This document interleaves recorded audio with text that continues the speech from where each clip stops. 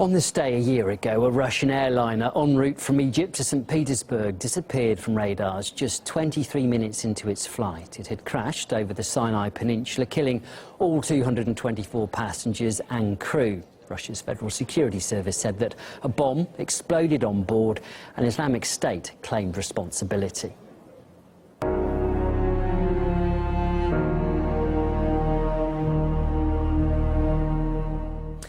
Well, as the devastating news broke, RT's Roman Kazarov was one of the first reporters there, joining Russian emergency workers during their search and rescue operation on the Sinai Peninsula.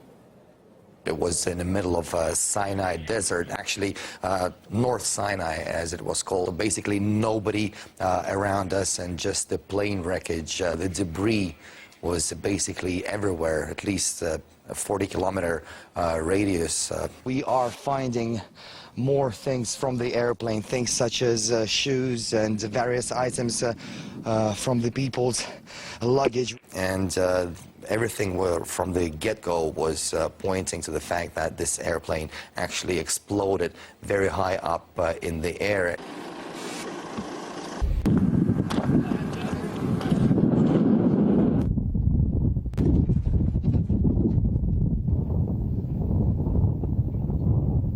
I remember on the 7th or 8th day, we were kilometers away from the camp, and we would still be finding remains of passengers. I will never forget the smell. I think that the smell will be haunting me for the rest of my life. The smell of burnt flesh, the smell of the burnt airplane. There are certain chemical components. This is the front side. Not a lot of burns here. Right over here, that's one of the plane's engines. It's partly burned, partly melted. Well, we set up camp right next to the largest parts of the crashed plane.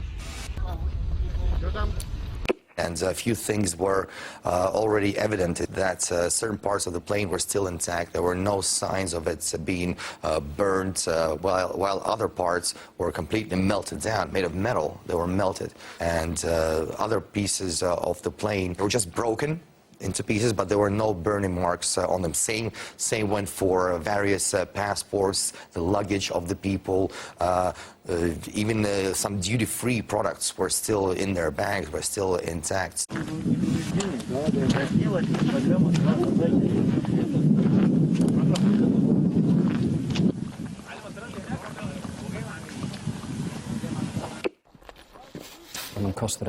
There. Well, the tragedy over Sinai was the deadliest in Russian aviation history, and most of the victims were Russian tourists returning home from vacations on the Red Sea. The crash wiped out whole families with 25 children on the flight. In fact, the youngest passenger was only 10 months old, and her photo was posted by her mother on social media and titled "The Main Passenger," and became a symbol of the tragedy. 1 year on, many of the relatives are still struggling to come to terms with what happened.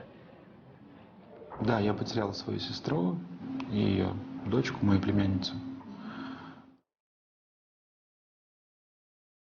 Мою, собственно, единственную родную сестру.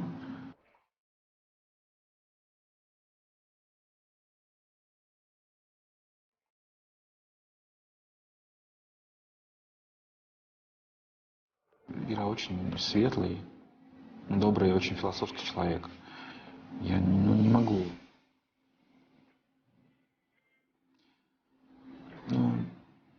Странное ощущение, что нет. Я до сих пор перечитываю нашу переписку, слава богу, она сохранилась в социальных сетях. Я когда перечитываю наши разговоры, мне кажется, что она живая до сих пор. Потому что ты когда постоянно общаешься с человеком, со своим родным, и у вас есть взаимопонимание, тебе кажется, что вот как бы он всегда будет. Ну вот последние мои сообщения до сих пор не прочитаны. Наверное, уже никогда не прочитаются. Я до сих пор, в принципе, не понимаю, что случилось, потому что очень трудно это понять, а еще тяжелее принять.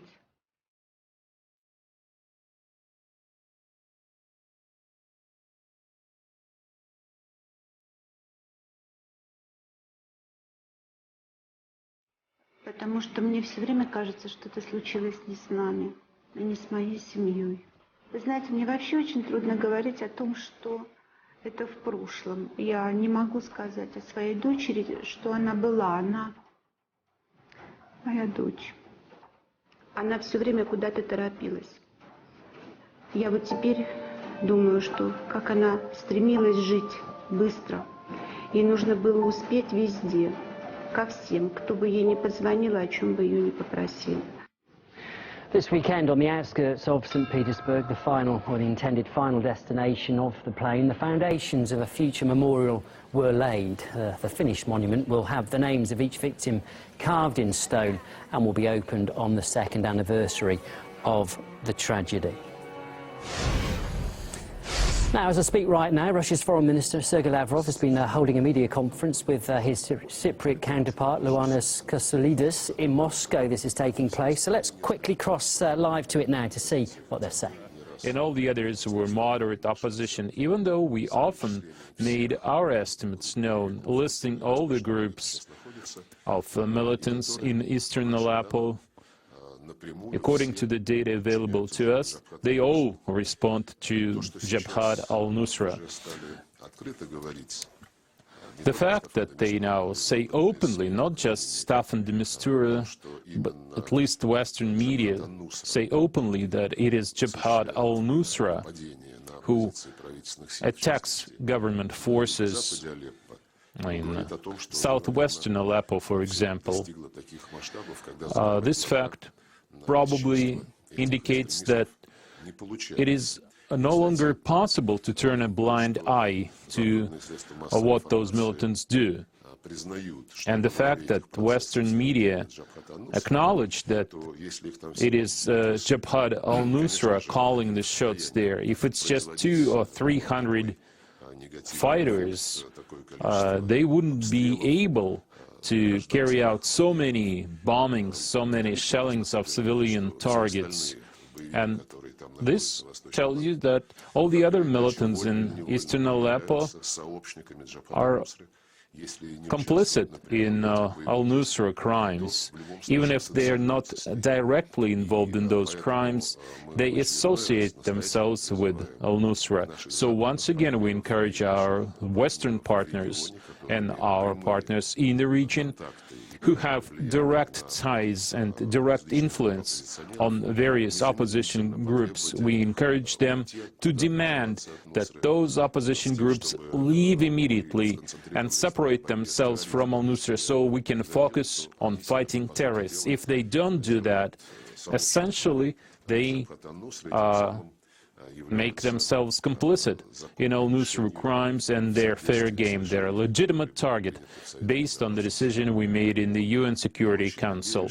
I really hope that after almost 2 weeks, during which our Air Force did not carry out any airstrikes, as well as the Syrian Air Force had a 2-week pause.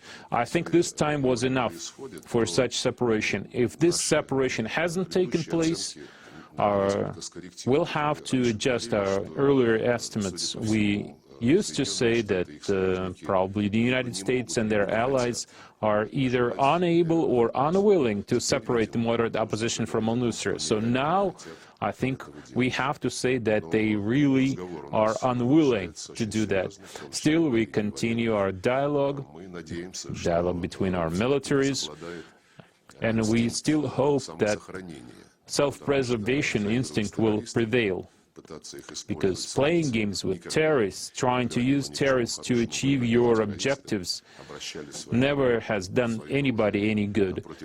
And eventually terrorists always turn their weapons against people who try to use them. And the Americans should know about this better than anybody else.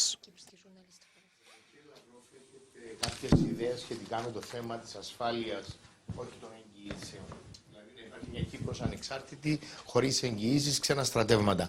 Έχετε κάποιες ιδέες ενώπιον του Συμβουλίου Ασφαλείας να συζητήσετε?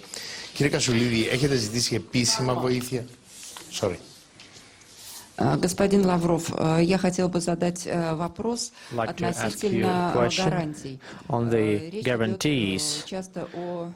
том, что гарантии всячески надо ликвидировать. Я хотела We бы often спросить, hear that guarantees есть ли какие-то should be соображения, ruled out. But have you any ideas on that? Maybe you'd like to present something to the Security Council. Επίσημα βοήθεια από τη Ρωσία για αυτά τα θέματα και της ασφαλείας και των εγγύσεων.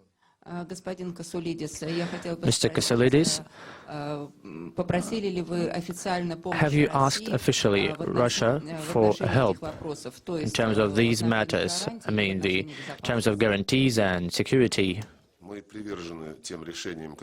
We are committed to the decisions made by the UN Security Council, supporting the Cyprus settlement based on the principle of harmony between the two communities, and we remain committed to this principle. As to the question of how the integrity of the Cypriot state should be ensured, we will respect any position, any decision made by the people of Cyprus. At this point, we were just listening to Russia's Foreign Minister Sergei Lavrov there speaking at a press conference. Essentially, he said that he hoped that the two-week pause in the airstrikes by Syria and Russian forces over eastern Aleppo should have been enough time for rebels to separate themselves from al-Nusra. He called on the West again to make that happen, and he also said that people should not be playing games with terrorists to achieve their goals, and said that America, more than anybody, should know that. So that was Sergei Lavrov speaking there just a few moments ago at a press conference in Moscow.